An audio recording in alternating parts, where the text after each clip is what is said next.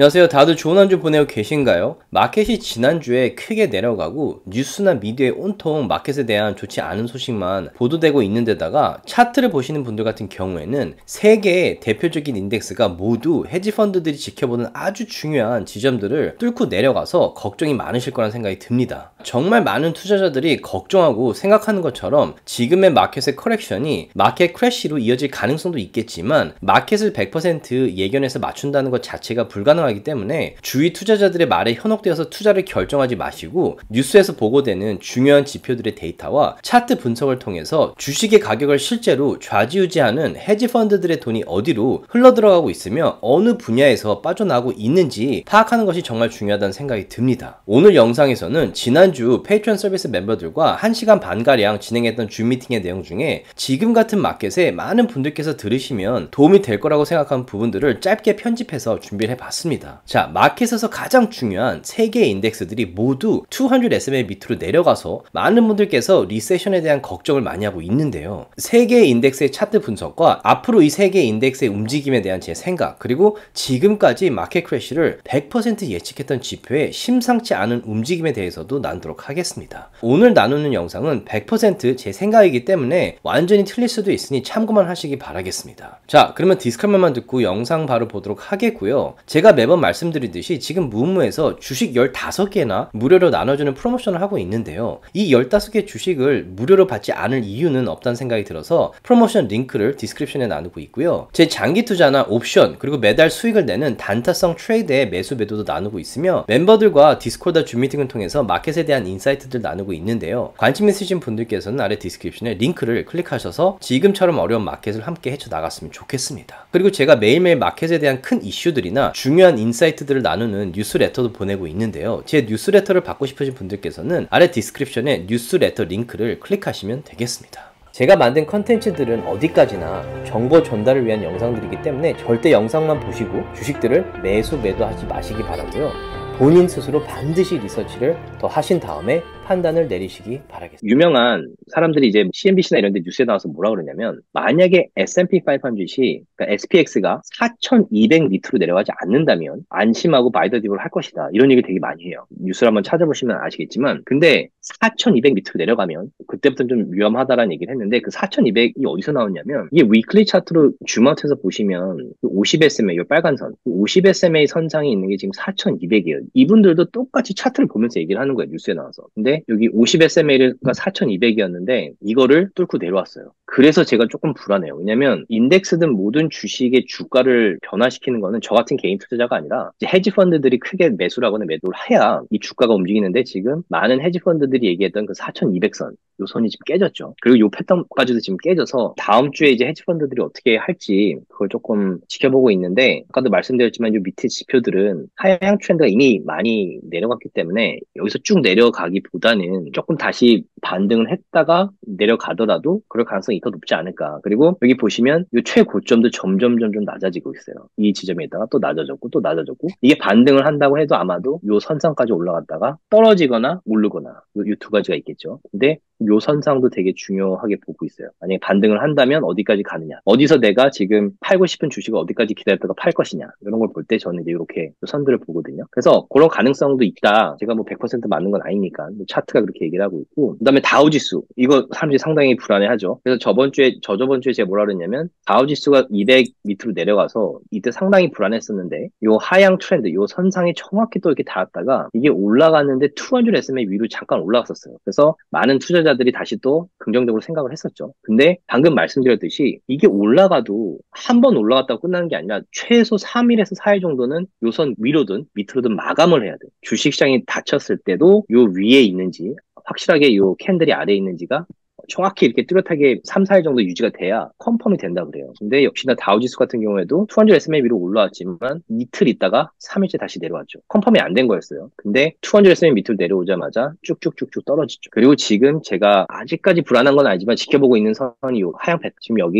이게 여기까지 닿을지 아마 닿을 가능성이 있겠죠. 근데 지금 RSI도 이미 30 밑으로 내려왔고 맥디도 이제 다시 조금 더 내려갈 수 있겠지만 다시 약간 올라야 되는 그런 패턴이에요. 그래서 이것도 떨어진다고 해도 결국에는 경우에는 일직선이 아니라 여기 닿다가 다시 어느 정도 반등을 좀 했다가 떨어지든지 올라가지 않을까 이렇게 생각을 하고 지켜보고 있고, 역시나 위클리로 봐도 이 선상에 정확히 닿죠. 그리고 지금 200 SMA에 가까이 왔어요. 그래서 이 200 SMA 밑으로 떨어지기가 쉽진 않은데, 그래서 반등할 확률이 높다고 생각하는데, 이 지표들 봐도 어떻게 될지 모르죠. 무슨 사건이 터질지 모르기 때문에 아무튼 지켜보고 있는데 좀 많이 내려오긴 했어요. 그리고 이제 QQQ 같은 경우에도 지금 보면 오르락 내리락 하지만 사람들이 야, QQQQ는 아직 200 SMA 위니까 괜찮아라고 얘기를 하는 분들이 계시더라고요. 근데 뭐 내려오고 있지만 실제로 200 SMA 위이긴 해요. QQQ 같은 경우에는 이 전체 인덱스의 40% 이상을 차지하는 게 한 10개의 주식이에요. 우리가 소위 말하는 뭐 애플, 아마존 뭐 이런 주식들. 그렇기 때문에 그런 주식들은 아직 조금 많이 올라가 있기 때문에 이게 버티는 거지.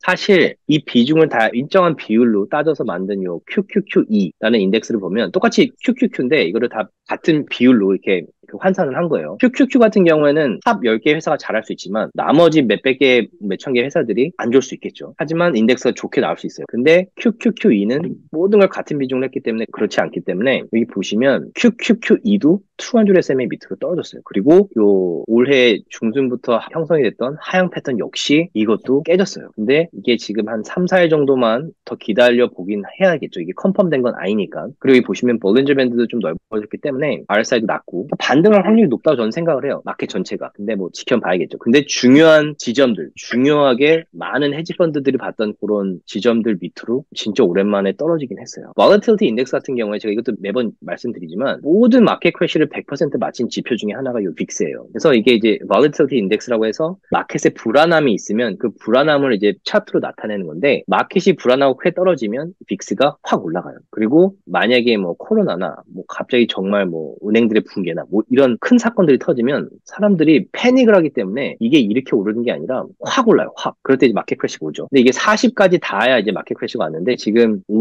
다시 오르고 있는 패턴이긴 해요. 그런데 너무 이쁜 패턴으로 올라가고 있어요. 다시 말해서 헤지 펀드들이 예상할 수 있게끔 이게 지금 움직이는 거죠, 마켓이. 그럴 경우 크래시가 오진 않죠. 다들 예상을 하고 있으니까. 그리고 근데 이게 올라가고 있기 때문에 좀 불안한 감은 없지 않고, 이렇게 올라가다가 확 이게 무슨 일이 터져서 오르는 경우에 크래시가 많이 오는데, 제가 말씀드리는 요 확 올라간다는 거는 요런 거. 코로나 때처럼 이렇게 갑자기 확 뜰 때가 있어요. 요 40, 이게 40이거든요. 40 지점 위로 확 올라갔죠. 요런 경우에는 우리가 뭐 차트를 분석할 그런 시간도 없어요. 그냥 패닉 셀링이 일어날 수밖에 없어요. 개별 투자자들도 그렇지만 헤지 펀드들도. 그래서 요런 코로나 때나 여기 서프라임 크라이시스 이럴 때도 엄청나게 올랐죠. 거의 뭐 100까지 올라왔던 것 같고, 닷컴 버블 때도 뭐 이런 패턴을 매번 보였었는데, 지금 빅스가 올라가고 있는 패턴은 맞아요. 여기 보시면 200 SMA 위로 올라갔고, 올라가다가 무슨 일이 터지면 확 오를 수는 있지만 아직은 20선상이기 때문에 40까지는 조금 기다려 봐야 될 것 같아요. 그래서 이것도 제가 멤버들하고 나누는데 이것도 되게 중요한 지표 중에 하나예요. 그 다음에 제가 지금 상당히 좀 긴장이 되고 좀 겁나는 지표가 뭐냐면 이 inverted yield curve. 이건 지금까지 마켓 크래시를 100%다 맞췄죠. 10year treasury yield에서 2year treasury yield를 뺐을 때 이게 마이너스가 되면 이게 inverted 됐다고 하는데, inverted 되고 나서 요 회색 부분들, 요 크래시들이 4개월에서 6개월 정도 있다가 항상 왔었는데, 제가 아마 이 줌 미팅을 시작할 때부터 얘기를 했던 것 같은데, 인버티드 yield curve가 지금 상당히 스티프하게 내려왔었어요. 뭐 오르락 내리락 했었지만 계속 하향 트렌드였고, 1980년도만큼이나 스티프하게 내려왔다가 최근에 여기 보시면 최근에 비로소 이게 막 쭉쭉쭉쭉 올라가기 시작을 했죠. 그리고 쭉쭉쭉쭉 올라가다가 이게 거의 마이너스 0.13까지 올라갔어요. 그래서 좀 긴장을 하고 있고, 이게 만약에 0을 찍으면 이제 뭐 조만간 0을 찍을 수도 있겠죠. 근데 이 0을 찍으면 이제 저뿐만 아니라 많은 분들이 투자를 좀 오래 어느 정도 하신 분들은 이걸 100% 인버티드 yield curve 100% 봐요. 100%. 이걸 안 보면 투자를 좀 오래 하신 분이 아니고, 이제 기관에 있는 분들은 당연히 보시겠죠. 근데 이게 0 정도에 닿으면 이제 많은 분들이 조금 좀 계획을 세운다고 해야 되나? 그럴 것 같고, 저도 좀 긴장을 하고 있는데, 이게 0에 닿았을 때 한 4개월에서 6개월 후에 이제 조금 긴장하면서 투자 전략도 좀 바꾸는 것도 생길 것 같고, 일단은 만약에 멜톱이 온다거나 아니면 다시 S&P 500이 다시 크게 올라준다거나, 업앤다운이 있으니까, 아니면 그 이전 최고점보다 더 올라올 가능성이 없는 건 아니에요. 왜냐면 이게 투탑 패턴이라고 해서 거의 대부분의 리세션 있기 전에 최고점으로 올라왔다가 크게 떨어져요. 마켓 크래시가 일어난 것처럼. 그리고 다시 크게 올라요. 그 최고점보다 조금 높게, 아주 조금 높게. 많은 사람들이